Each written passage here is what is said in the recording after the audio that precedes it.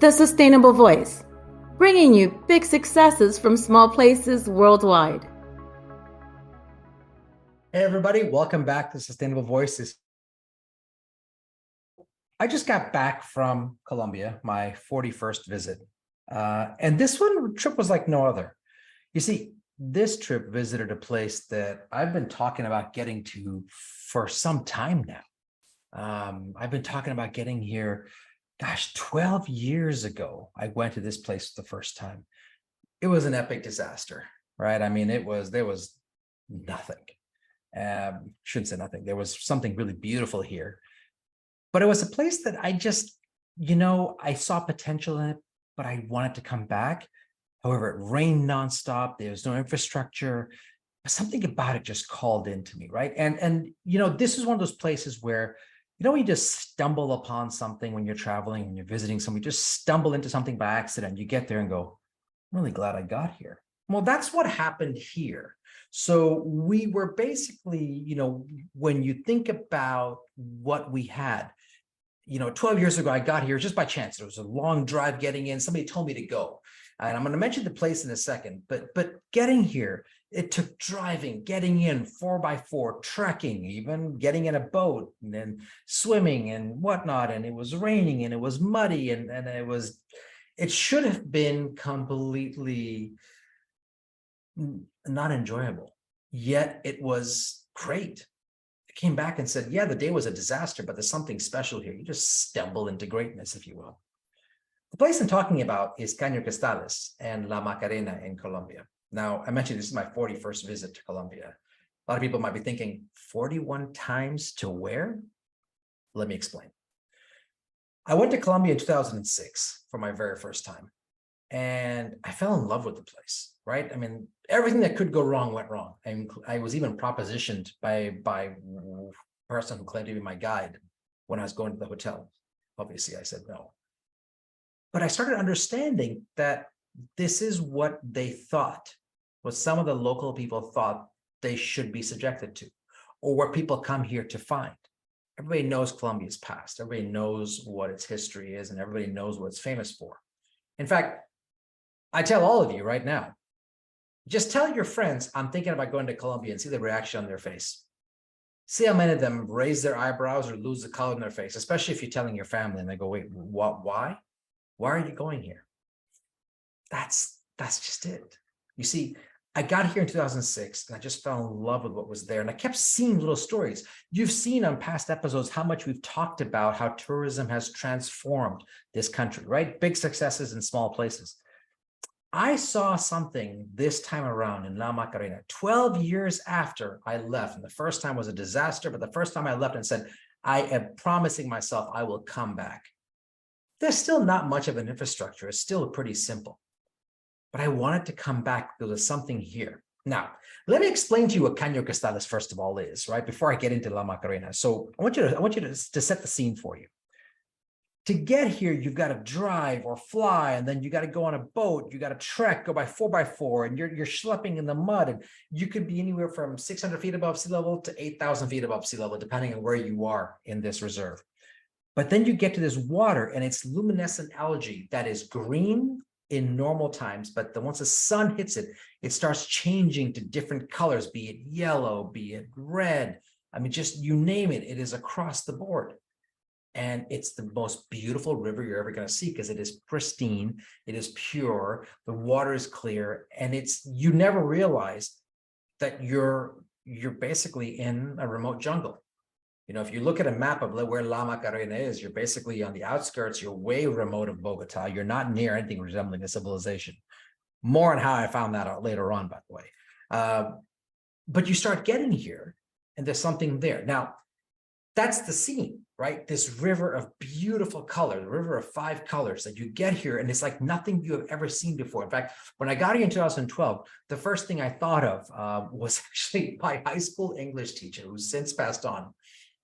He was transcended, and he talked about the sirens that sang to Homer as he crossed the straits in his book. And he talked about, just when Homer passed through and all these sirens were singing and it was so beautiful and they could lure you in. I started thinking about that. Now, there's no sirens here, but I started thinking about this river, thinking, much like Homer or the Odyssey or anybody else in history that has taken a journey. And I don't mean you could put Christopher Columbus in here, you could put Homer, you could put any mythological figure in here. There's always a stressful point and a struggle to get there. But then once you get her, it's like this utopia takes over. That's Caño Cristales. You get there, you're hot, you're tired, you're covered in mud, you probably have horsefly bites on you. But then you see something and go, can't believe I'm here. This is something incredible. I've never seen something like this in my life. See, that's Caño Cristales. That's this vision of this river of 5 colors of algae that changes different color. And imagine a water that's so clear, and you got the flags of India, the US, Canada, UK, Australia, all underneath, in Kenya as well, might as well, and Colombia too. And you have all these colors under the water in the form of algae. And the water that is so clear that you could drink from it. That's Caño Cristales. Now add in the fact that this whole area is all tar pits, as oil. What's the phrase? There's oil in them there hills. There's oil under this tar pit. And you see it oozing up at certain places as you walk past it. But preserving it is not really what drew me in. Of course, it's a purpose, but it's not what drew me in. It's a person I met on this trip, or I didn't really meet him, I knew him, but I got to see him again. Juan Pablo is his name. Juan Pablo is a local biologist that is Colombian and has grown up in Colombia and made it a point to come to La Macarena all these years ago. He was there, gosh, almost 10 years ago and even beyond.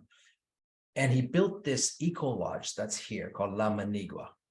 And it's a pretty simple lodge, but it's not a lodge, it's a biology project.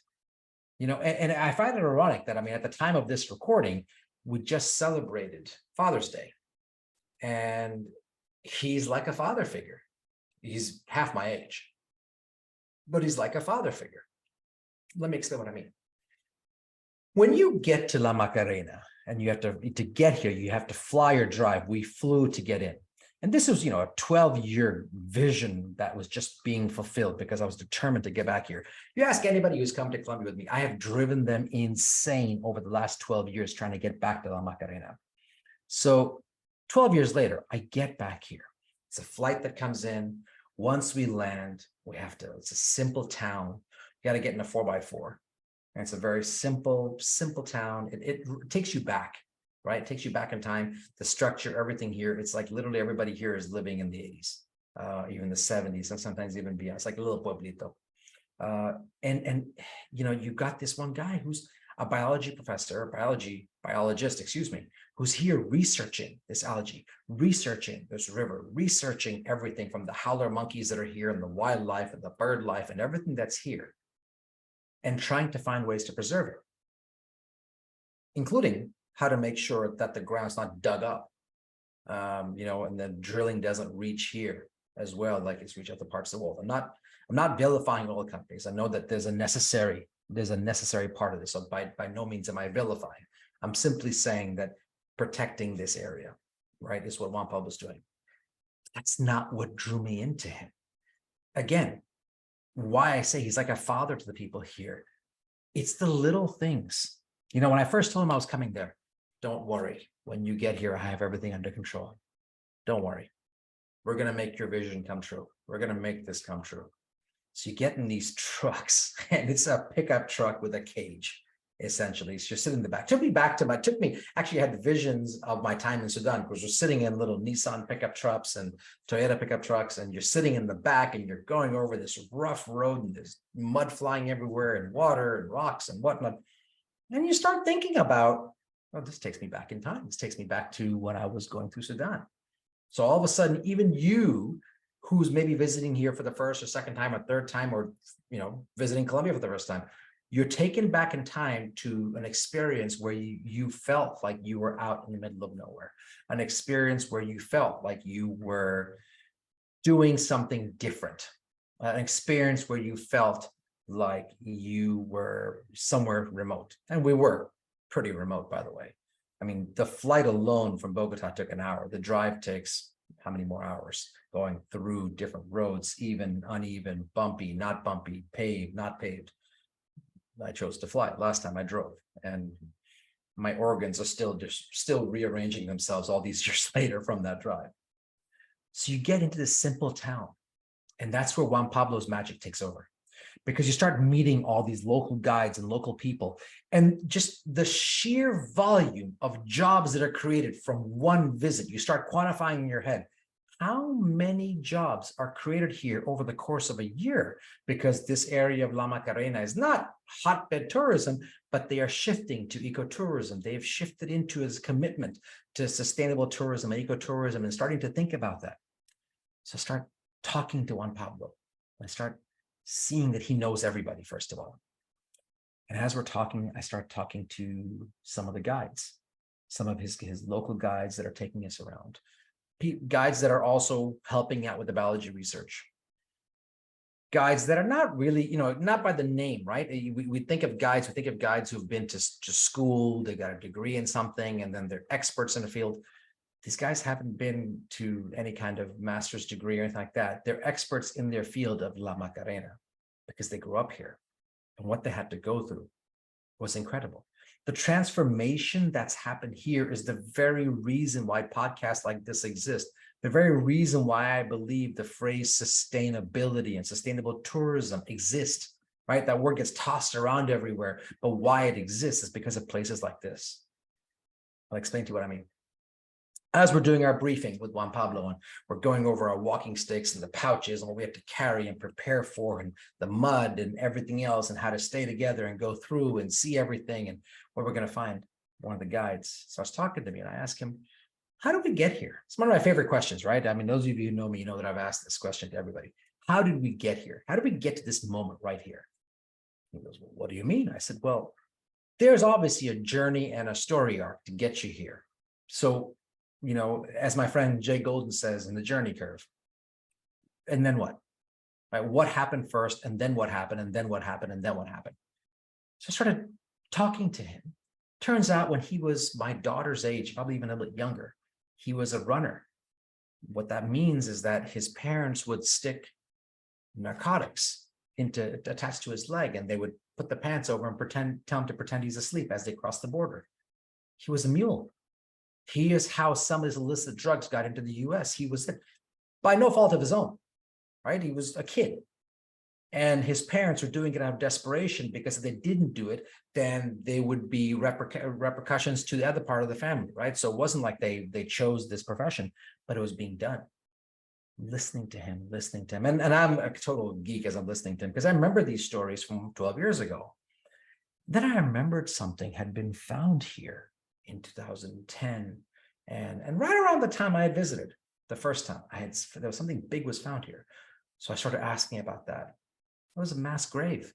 And we start talking about that as well, mass graves that are found here, and what's happening here, and what used to be here, and the violent past that was here. And you start looking, and your eyes just open up, your jaw drops, and you start just taking in every word like a sponge. It's as if you're a 12-year-old back in school again, listening to a professor who is just hitting on every single word, and who's got your attention and then some the whole time, and you're hanging on everything that professor is saying.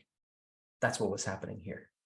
This local person, my guide, and Juan Pablo become professors to me. I am hanging on their every word. They're hitting every single word. They are hitting every single point. Every button I have to get me to engage, they are hitting. All senses are go, right? What's the phrase, right? Everything is go. All systems are go. And I'm listening to him talk about this, and I'm thinking in my head, there were mass graves that are found here. We talked about that. Yeah, that was found over here. This is what it was. This is what it was about. Okay, this is what I did. This is what a lot of people here had this history. Listening to him going, this is incredible. And then I said, what shifted? He said, well, the peace treaty was signed, and controversial or not, it did change a lot of lives. And it started focusing in on giving us purpose to what we're doing.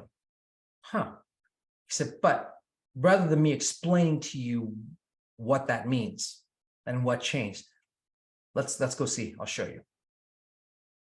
Into the pickup truck I climbed, sitting in the back. Now it was a cab truck, right? So you could have gotten into the inside cabin of the front two doors. I said, no, no, no, no.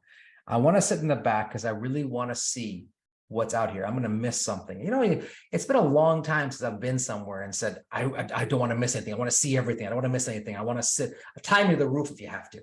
It's been a long time since that's happened. And this is what happened to me. And I've been here before and I'm still doing that.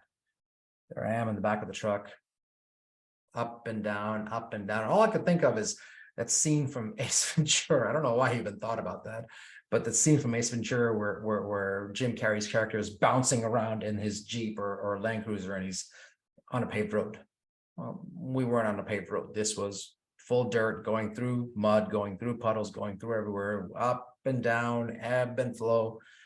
And every time we'd stop, I'd see these guys coming up with machine guns and sunglasses. And I remember one particular person, a local, our military officer had walked up, sunglasses on, hat on, machine gun in his hand like this, and he's, well, full military gear, very serious look on his face. Comes up, starts asking me in Spanish where I'm from, asking everybody what you guys do, what we're doing here. We talked about tourism, how we're coming to see. And when I mentioned tourism, this smile breaks up on his face. He starts laughing. He goes, oh, welcome to Macarena. Welcome to Caño Cristales. You're coming here. He starts explaining that his job is just to make sure that what happened here in the past doesn't happen again. He's set to patrol here. It's an uneventful job, but he's proud doing it because he wants to patrol here to make sure that Colombia and this area of Macarena never goes back to what it was. It keeps moving forward. Huh. I thought that was pretty incredible. Thought that was something that I didn't expect. So we start going through and looking more and more at these things and talking to more people. Another military officer, machine gun, another military officer, and then we're talking amongst each other as well and explaining all these things. Going, oh, this is really cool. So now we hit this bumpy area, and I put my arms up like this. So I'm holding on to the railing, you know, right, literally like a cage, right? The back end is open on the bed, but I'm holding on like a cage, you know, just to keep myself sturdy and stable as we go through this big bump. Well, this shoulder dislocates.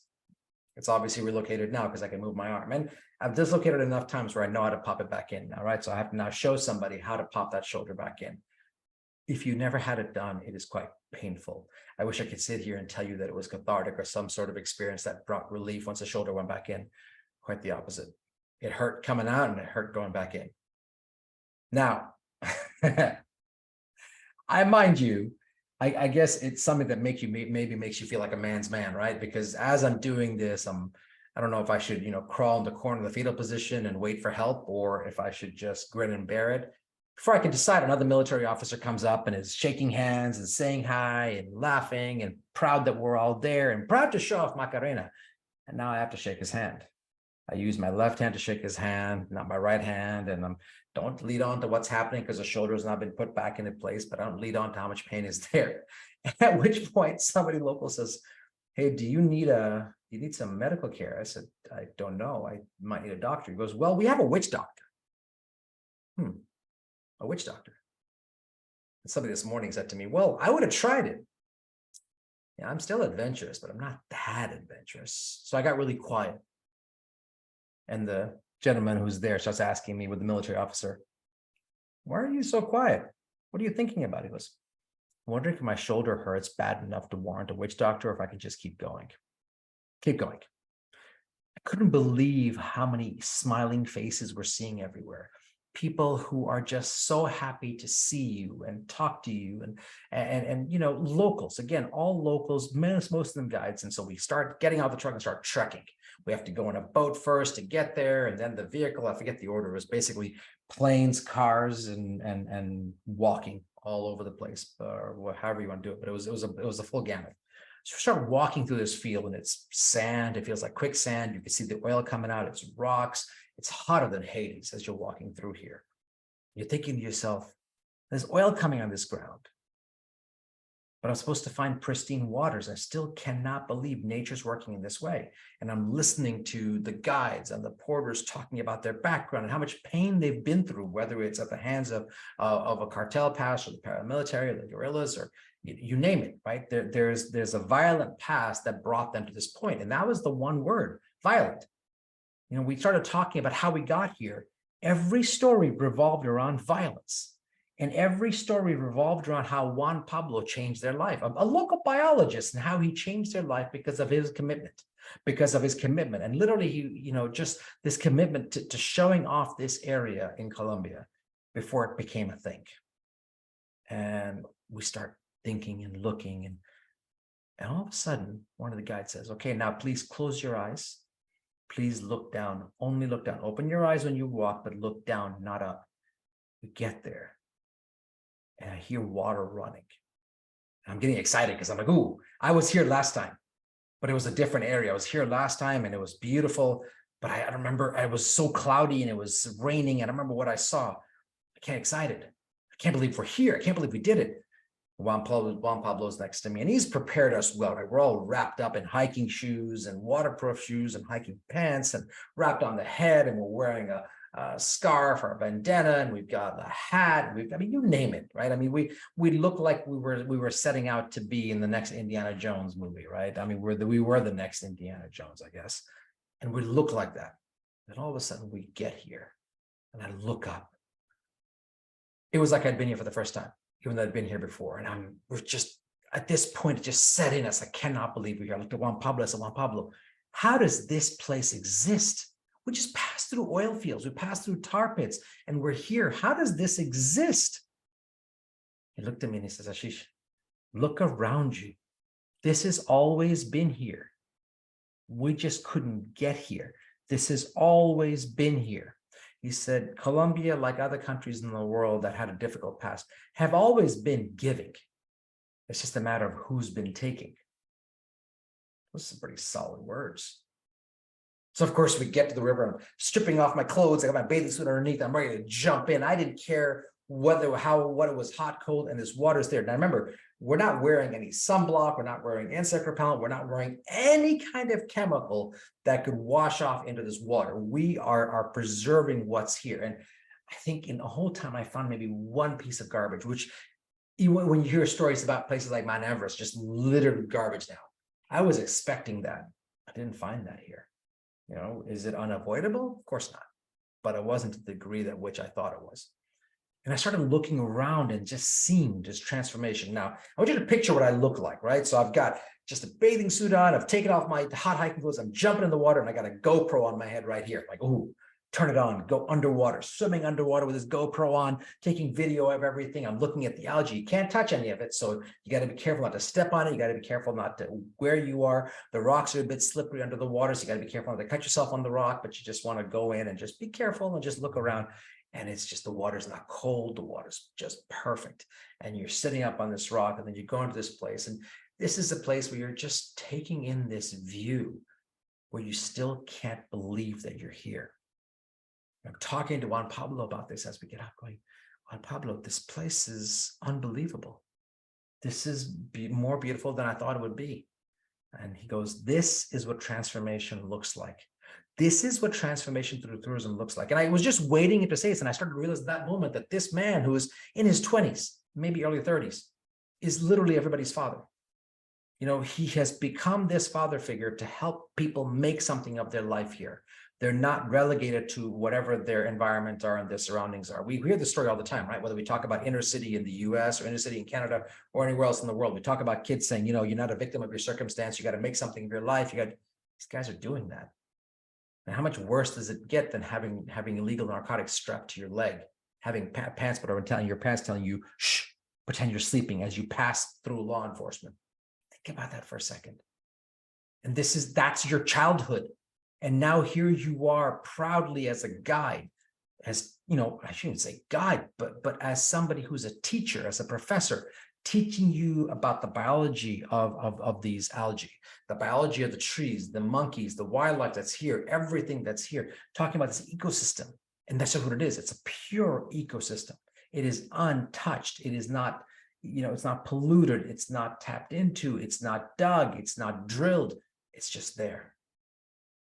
And nobody here is greedy about something. Nobody here is trying to milk the system. Nobody here is they're all proud of this one river. It's because of people like Juan Pablo. You start thinking about where we talk about big successes. That's a huge success. And La Macarena is pretty small. This is as small as they come. It's a huge success in a place like this. It's a success that you wouldn't even be able to imagine. Now think about this, okay? I've just described this to you and described about what this is looking like. Imagine if this hadn't happened. Imagine if tourism never really became a thing. Imagine if this place was never discovered. Caño Cristales was always here. Imagine if nobody found it. What would have happened? I mean, the same could be said for lots of other places, right? But what if it hadn't been found? You cross-reference it to other parts of the world where there's maybe strife happening and war happening, and you think about the history that's being destroyed, whether it's structures or rock formations that are on the side of a mountain, or whether it's carvings from the 6th century that are being destroyed. You start thinking about this going, how, in such a violent past, how is a place like this not destroyed? How is a place like that actually had so much illegal activity happening here decades ago? How is it still here, and how is it so pristine? Well, here we are. This is the beauty of it. This is what I mean. This is what we come down to. It's this experience. You just come back and go, I don't even know what to even say in terms of how magical this is, right? Yeah, a guy like me has been traveling since I was 4 years old, literally. And it doesn't take, I shouldn't say it takes a lot, right? That doesn't take it too often that I lose my breath, or I lose the ability to speak, or I just jaw drops, mic drops, everything else. This is what happened. And it wasn't because of the river. It was because of the transformation that's occurred here. It's pretty powerful, right? And Juan Pablo is a big part of this. He's the reason why you have these big successes in small places. He epitomizes that, right? And yes, I know we're talking about Colombia again, but I just had to bring this up on a Father's Day, that just passed, and celebrating fatherly figures. And I'm a dad myself. And to all the fathers out there who are celebrated and just, are grateful for their families. You got a guy like Juan Pablo who is doing something for a whole community. Kind of gets you to think that, if he can do that in a place as remote as Macarena, what could we do? What are we capable of? What should we do? That's what this was about. This was about showing something so unique. And I know it's called the River of Five Colors. And I know it's Caño Cristales is the official name of that river. But it's something more. It's the water of transformation. It's the fountain of youth. It's the fountain of change. It's whatever you call, whatever mythological label you want to give to a body of water. This is it right here. Till next time, thanks for joining in. Thank you for listening to The Sustainable Voice. If you have a success story of your own, please reach out and share it with us. We'd love to hear from you. See you next time.